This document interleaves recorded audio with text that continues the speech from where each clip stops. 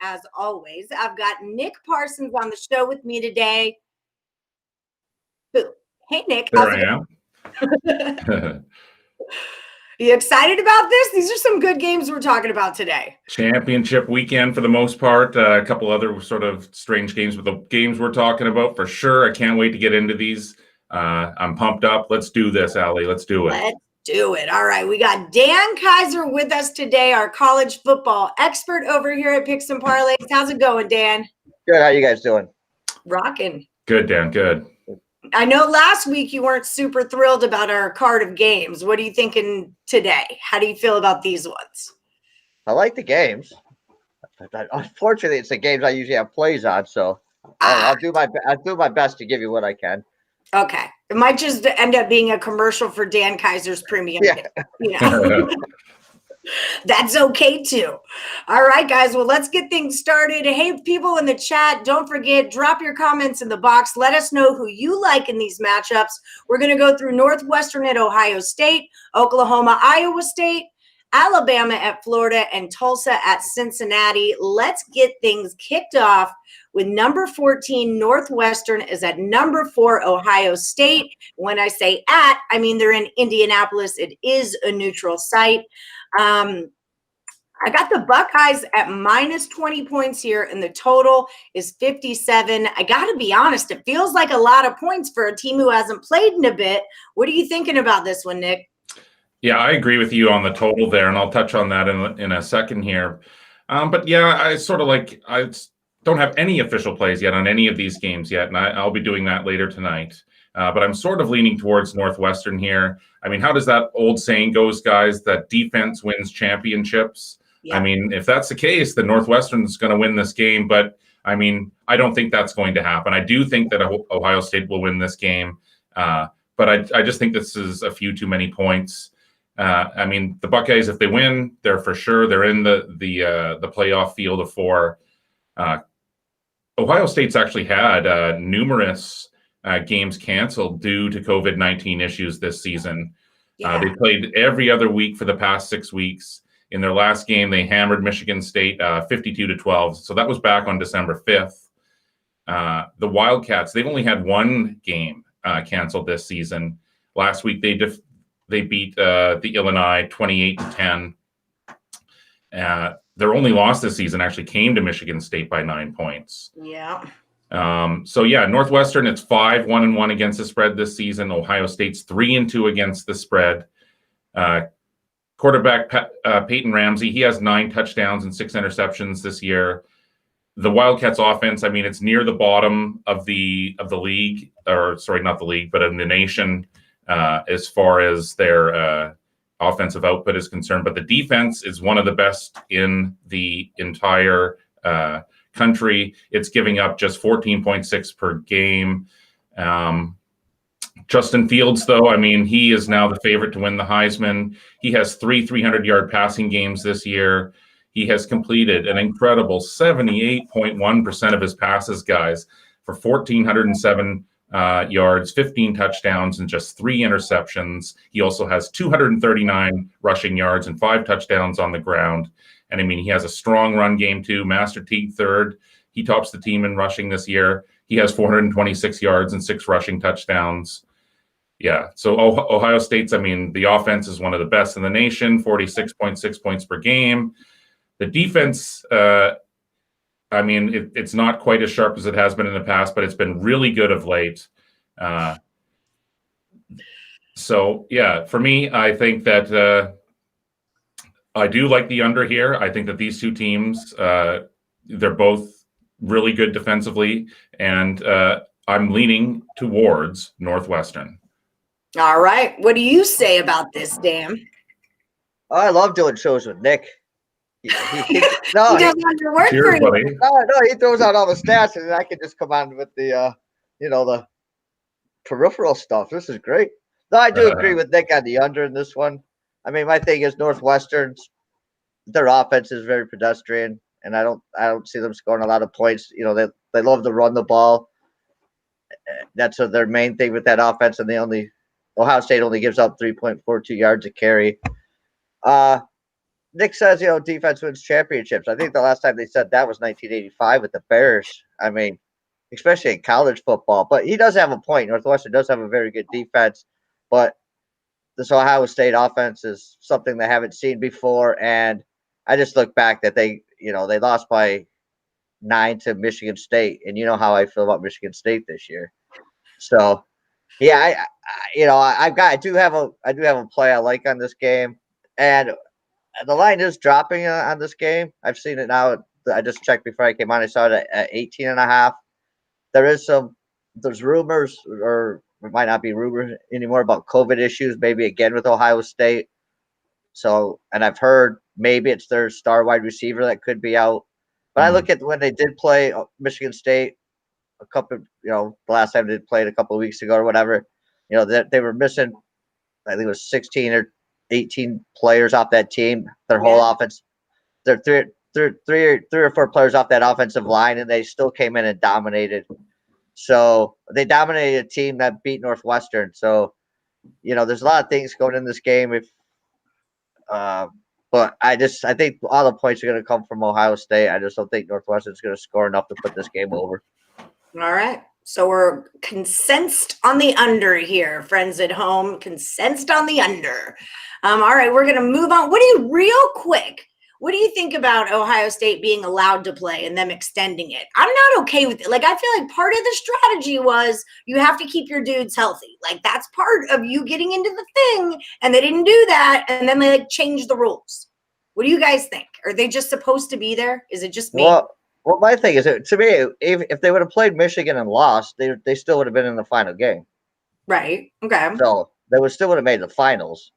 I think if Indiana, if they hadn't played Indiana, or if Indiana had beat Ohio State, it would have been a different story. And again, I look at it this way: it's conference over team. I mean, Big Ten's doing everything they can do to get Ohio State into the championship for money. Right. It'd be $5, $6, $7 million per team, or more than that.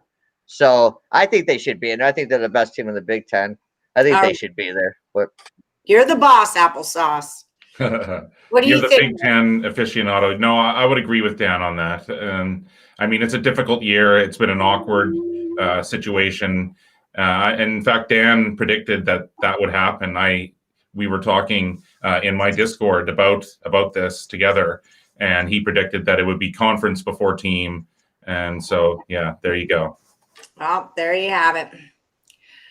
Sticking with my basketball. All right. Up next, we're going to talk number 11, Oklahoma, at number 7, Iowa State. We've got the Sooners at -6 here. The total's 58. This is also neutral site. They're going to be playing in Arlington, Texas, which might just favor Oklahoma a little bitty bit. What do you think about this one, Dan? Where are we going here? When, as Nick said in the last game, defenses win championships, so you don't have to worry about any defense played in the Big 12. So it's really not their thing. Yeah, I'm taking the over in this one. Iowa State's at 31 points in 7 of their 10 games this year. These teams combined for 67 points in the first meeting. I would say we were talking about before, does Ohio State belong in the championship game? I don't think Iowa State belongs where they're sitting at number 6. They do have a good team. They're really well balanced. Their running backs just unbelievable. Oklahoma's Oklahoma. They're going to score a ton of points and give up a ton of points. So I think this number's a little low, especially considering what they did the last time they played each other. So I'm going over the number. All right, taking the over. What do you got on it, Nick? I kind of like the under in this one, and I like Oklahoma. Oklahoma started the year off with 2 early losses. It's since bounced back. It finished really strong. Iowa State was 8-2. One of those wins came over Oklahoma in the first week there.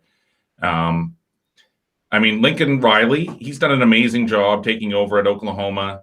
But after a cakewalk game against Missouri State in the opener there, they lost those 2 games to K-State and to Iowa State. But then they racked off 3 straight wins to close out the regular season. Most of them came in dominant fashion. All 6 victories came by at least 13 points.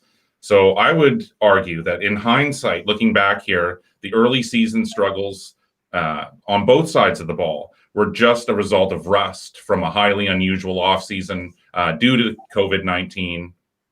And also, you have to consider the way that Spencer Rattler, it was a transition as a freshman quarterback. But what I would say here, but the story of this season has been how far the defense has come from when they gave up those 65 points or whatever Dan was saying there to what it is now, because that unit has been playing out of their minds. They've given up 14 points or fewer in 4 of their last 5 games. And so, I mean, in Iowa State, it was really similar sort of pattern there as Oklahoma. They fell flat on their face out of the gate there. They were upset by a Sun Belt team, Louisiana. They lost by 17 points in that one. But unlike Oklahoma, some of their most recent wins of late, they've been really close. 4 of their 8 victories this year have come by 7 points or less. The Cyclones, they actually haven't fared very well in this type of environment either. They're 0-5 against the spread in their last 5 neutral locations. So really, I mean, you think an experienced quarterback would benefit the most during these COVID times, but Brock Purdy, he's actually regressed in his 3rd year under center. His yards per attempt are at 8.4 last year. They're 7.7 this year. His interception rate is also up this year. So I like Oklahoma here. I like Oklahoma to win big. And as I say, yeah, Rattler, he's a true freshman. So it was always going to take a little while for him to adjust. And as I touched on, I think the under also makes sense here. Purdy is in for a long day. I think Oklahoma's now given up, 14 points or fewer in 4 of their last 5 games. And as I said, I think that that defense has improved a lot. So I am going with Oklahoma, and I'm going with the under in this one.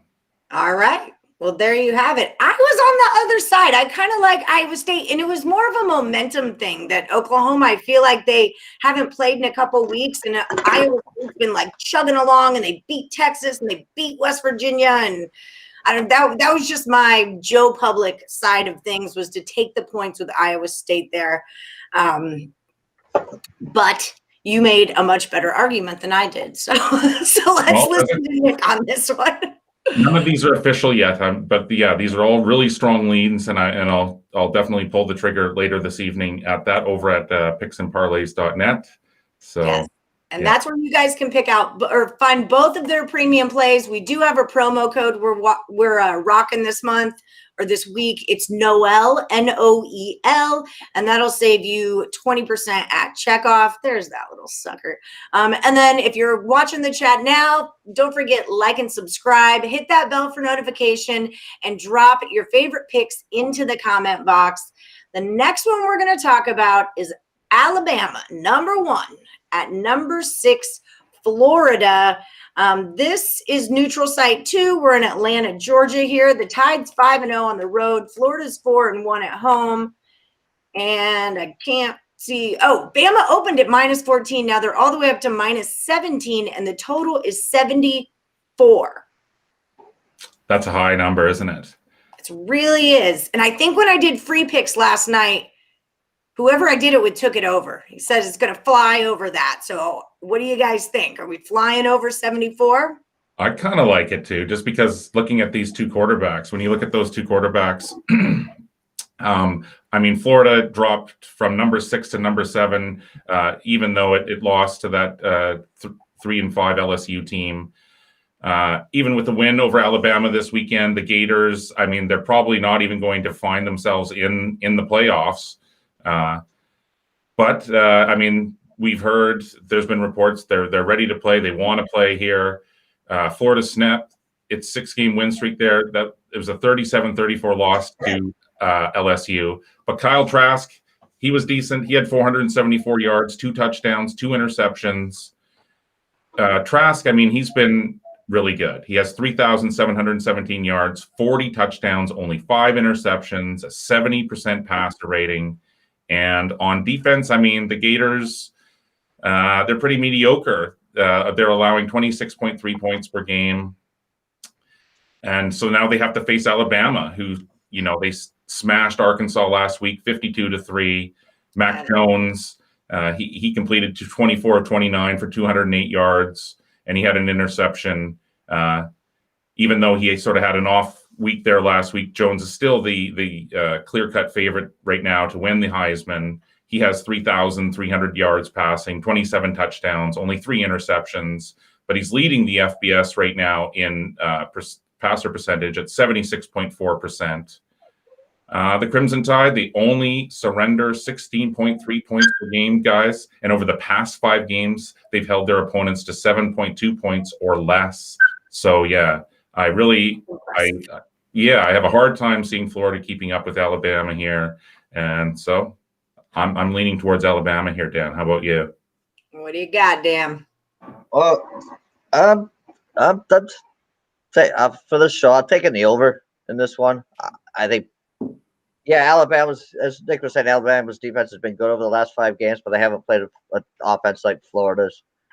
Very true. I think this. I mean, the intriguing thing I find about this game is you got three of the top guys for the Heisman playing in this game, going at each other, and there's been talk around. I just find it interesting if Alabama gets a big lead in this game, if Mac Jones stops throwing to Devontae Smith, if he just throws everybody else on the team, just to keep Smith's numbers down. I mean, that's kind of interesting about this game. I mean, right. Jones to look good, he's got to give maybe the other guy he's been on the Heisman with make him look good also. So right. yeah, I mean, I just don't trust this Florida defense to stop Alabama enough. And Alabama's defense, they were bad early in the year. They put it together, but they are still prone to some big plays. I just think both offenses are going to look good, and there's going to be a lot of points in this game. I'm not going to really give a lean on the side because I won't have that as a play, but for a total, I think this game flies over. All right. And I agree. I'm with you. I think both quarterbacks, are going to go at it here. Excellent. All right. So one more to talk about. Friends at home, like, subscribe, ring the bell for notifications. I promise that's going to end up on my tombstone someday. We're going to talk number 24, Tulsa is at number 8, Cincinnati. Now, this one is in Cincinnati, so not the neutral site game. Cincy minus 14.5. The total's 45 on it. Who wants to go first? Dan, you went first or last time. What do you got? All right. Yeah, I'm going to take the under in this game. Tulsa's defense has been playing really well as of late. And 4 of the last 5 games, they've given up less than 24 points or fewer. Bearcats are the stingiest defense, one of the stingiest defenses in the country. They're 5th in scoring defense, 9th in total defense. And again, one thing I look at this also, I haven't looked at it though, but what's the weather going to be like in Cincinnati at game time? Because there's been storms, it's been getting cold again, and so that could play a factor. But either way, I don't think it's going to matter. I think both defenses are going to shine, and this game goes under the number. All right. Seems solid. What do you think, Nick? Yeah, I mean, these teams both run the ball well. It's going to drain a lot of the clock. A lot of these possessions or opportunities will be lost for points to be scored there. So, I would lean to the under there as well. These programs, I mean, they're really similar. They're built around dominant defenses. They both have the ability to move the ball downfield, though, on the offensive side. Actually, this game was supposed to happen last weekend, and it was rescheduled because of a COVID concern from the Bearcats there. Right. Tulsa, if it's going to win this game and upset in this game, it's going to have to run the ball. It averages almost 160 yards per game on the ground behind Deneric Prince. The Bearcats have a solid defense against the run. They're allowing 112.5 yards per game on the ground. But, they're going to have to try to establish that. And Cincinnati, it holds the ball for almost 32 minutes per game, and there's a reason behind that. That's because they average almost 235 yards per game on the ground. That's 5.9 yards per carry. Garrett Dokes, of course, leading the charge behind that. So, these two teams love to run the ball, and so I'm with Dan. I'm definitely leaning to the under in this one. All right, under. Well, we did good. There's a lot of consensus here today. There tends to be a lot of value when there's a lot of consensus, so we like that. All right. For sure, absolutely. Yeah. Well, that just about wraps us up, friends at home. Don't forget about the promo code Noel, Noel, to save you 20% at checkout. You can find Nick's premium picks and Dan's premium picks over on the site. And then join us on Wednesday, just like always. Wednesdays and Fridays, we do the live cap at 6 p.m. Eastern. We've got a Total Chaos NFL coming for you tomorrow morning. It's Kurt Alexander is against Chip Chirimbis is what's going on tomorrow morning. They're going to do every Sunday game on the NFL card and give you their play on the over or under. So that's 1 p.m. Eastern tomorrow.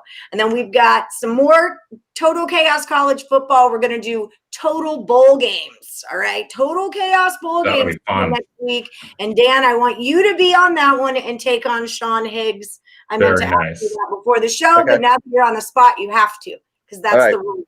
So so we'll see you there. I'll send you info about it. But yeah, good. And then guys, I was sick last week, so I'm sorry if you weren't getting my college basketball free picks, but those will definitely be getting shot out your way throughout the rest of the weekend and the week and from now on. So, all right, guys, thanks for joining us. Thanks, Nick. Thanks, Dan. Thank you, Thank you to all the viewers. We will